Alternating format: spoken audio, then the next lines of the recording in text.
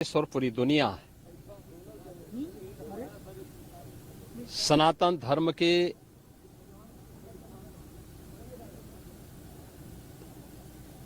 इस सबसे बड़े आयोजन का साक्षी बनकर के गौरव की अनुभूति कर रहा है, प्रफुल्लित है। वहीं दूसरी ओर सनातन धर्म के खिलाफ सपारी लेकर के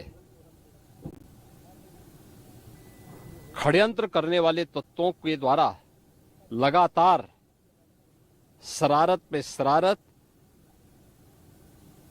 करते हुए झूठ के और असत्य के नित नए प्रतिमान भी गढ़े जा रहे हैं।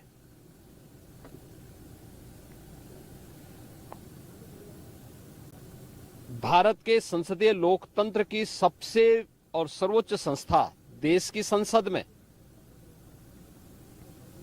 कांग्रेस अध्यक्ष श्री मल्लिकार्जुन खड़गे और समाजवादी पार्टी के अध्यक्ष श्री अखिलेश यादव का वक्तव्य इस ओर सबका ध्यान आकर्षित करता है। ये दोनों वक्तव्य न केवल इनके सनातन धर्म विरोधी चरित्र को उजागर कराता है, बल्कि इनकी उस गिद्ध दृष्टि की ओर भी सबका ध्यान आकर्षित करता है जो लगातार इस महाकुंभ के खिलाफ पहले दिन से दुष्प्रचार कर रहे हैं। इनका ये बयान न केवल सनातन धर्म पर प्रहार है, बल्कि निंदनीय भी है और शर्मनाक भी। कांग्रेस अध्यक्ष का यह कहना कि प्रयागराज कुंभ में मौनी अमावस्या के दिन हजारों लोग मर गए, हमें अफसोस होता है। एक इतना वरिष्ठ नेता, कांग्रेस देश की जो सबसे पुरानी पार्टी है, उसके अध्यक्ष से अपेक्षा की जाती है कि वो एक मर्यादित बयान देश की संसद में रखें, और इतना गुमराह करने वाला बयान, झूठ पे झूठ। ऐसे ही समाजवादी पार्टी के अध्यक्ष का बयान, एक प्रतिस्पर्धा दोनों दलों में है, कौन कितना सनातन विरोधी वक्तव्य दे सके। ये कहना कि कोई आंकड़े नहीं दिए गए, यहां से प्रशासन से जो बयान जो आंकड़े दिए गए, उन आंकड़ों को मैंने भी सबके सामने रखा। घटना दुखद थी, हर व्यक्ति दुखित था, और जितने क्विक रिस्पांस से मेला प्रशासन, police, NDRF, SDRF, civil defence, इन सब ने मिलकर के घायलों को हॉस्पिटल पहुंचाने का काम किया, अपने आप में एक मिसाल है। करोड़ों लोग प्रयागराज में उस दिन उपस्थित थे। ये दोनों दल चाहते थे और सनातन धर्म विरोधी चाहते थे कि बड़ा हादसा हो जाए। हमारी पहली प्राथमिकता थी कि किसी भी स्थिति में इसको हम जीरो हादसे तक लेके जाएं, लेकिन दुर्भाग्यपूर्ण तरीके से घटना घटित हुई। लेकिन जितने क्विक रिस्पांस से प्रशासन ने और सभी संबंधित संस्थाओं ने कार्य लेकर के उन्हें हॉस्पिटलाइज किया, उसमें कुछ लोग उस हादसे के शिकार हुए, वह दुखद है। उन सभी परिवारों के प्रति हम लोगों ने अपनी संवेदना भी व्यक्त की और उसके लिए कुछ आर्थिक मुआवजा भी घोषित किया। यद्यपि किसी व्यक्ति की कमी मुआवजे से नहीं हो सकती, लेकिन तब भी हम लोगों ने एक प्रयास किया। घायलों का प्रॉपर उपचार कराया। वे सभी घायल आज भी कुछ प्रयागराज मेडिकल कॉलेज में हैं, बाकी अपने परिवार के सदस्यों के साथ चले गए हैं मैंने भी, मेरे साथ मेरे मंत्रियों ने भी, पूरा प्रशासन ने भी, प्रदेश के मुख्य सचिव ने भी, प्रदेश के डीजीपी ने भी उन सभी लोगों से मुलाकात की थी। और मैं तो देखकर बहुत चौंक था कि जो लोग प्रयागराज मेडिकल कॉलेज में भर्ती थे, जब मेरी उनसे बातचीत हो रही थी, तो उनमें से सभी लोग ये कहा, उनके द्वारा कहा जा रहा, साहब व्यवस्था में खामी नहीं, लेकिन हमारी किस्मत है या फिर ऐसी स्थिति पैदा हुई।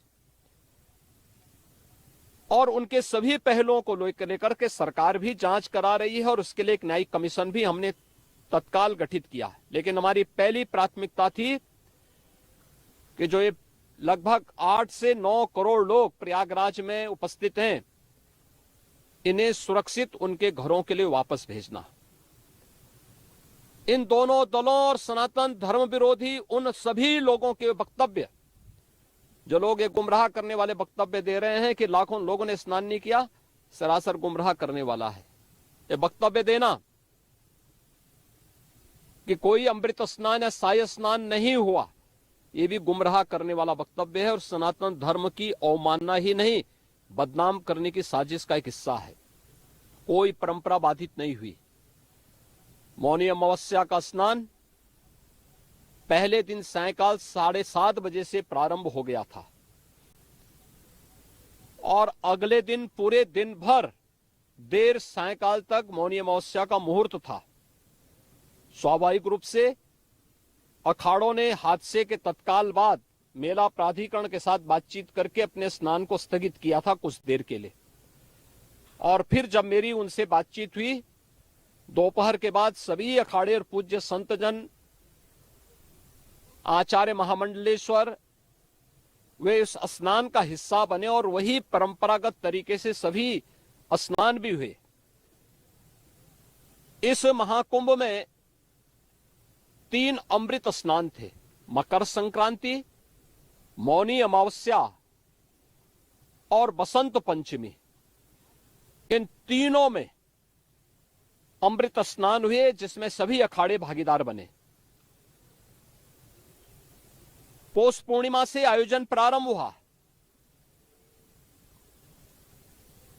समाजवादी पार्टी के अध्यक्ष का यह वक्तव्य भी कि सरकार ने 100 करोड़ की घोषणा की थी, मुझे लगता है कि उनको बयान थोड़ा पढ़ना चाहिए।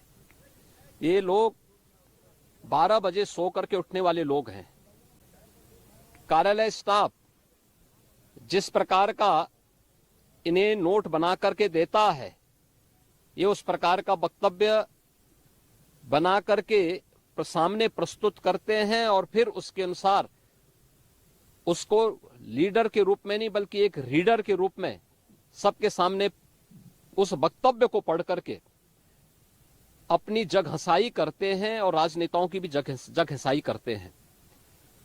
यही स्थिति मैंने बार बार कहा कि महाकुंभ में 40 से 45 करोड़ श्रद्धालु इस पूरे महाकुंभ के आयोजन में भागीदार बनेंगे। और मुझे बताते हुए ये भी प्रसन्नता है कि पिछले 22 दिन के अंदर इस महाकुंभ में 38 करोड़ श्रद्धालु अब तक यहां आ चुके हैं। अगले 22-23 दिन तक यह आयोजन और चलेगा। इन 22 दिनों के अंदर भी श्रद्धालुओं के आने की पूरी वो है। आज भी आप देख रहे होंगे, कल बसंत पंचमी अंतिम अमृत स्नान संपन्न हुआ। माघी पूर्णिमा 12 फरवरी को और महाशिवरात्रि 26 फरवरी को होगा। करोड़ों की संख्या में देश और दुनिया का हर श्रद्धालु आना चाहता है। आज भूटान के महामहिम नरेश ने भी यहां पर अपने देश के तमाम लोगों के साथ में इस आयोजन में वे सहभागी बने। पूरी दुनिया आ रही है, लेकिन इन दलों ने जिन्होंने सनातन धर्म के खिलाफ सफारी लेकर के एक षड्यंत्र करने में लिप्त हैं, इनका षड्यंत्र कामयाब नहीं होगा। 29 जनवरी के हादसे की तह में हम लोग जाएंगे, षड्यंत्रकारियों को बेनकाब करेंगे और उन्हें सजा कैसे दिलाई जाती है यह आपने उत्तर प्रदेश के अंदर पिछले 8 वर्ष के अंदर देखा होगा, आगे भी आप इसको देखते रहिए।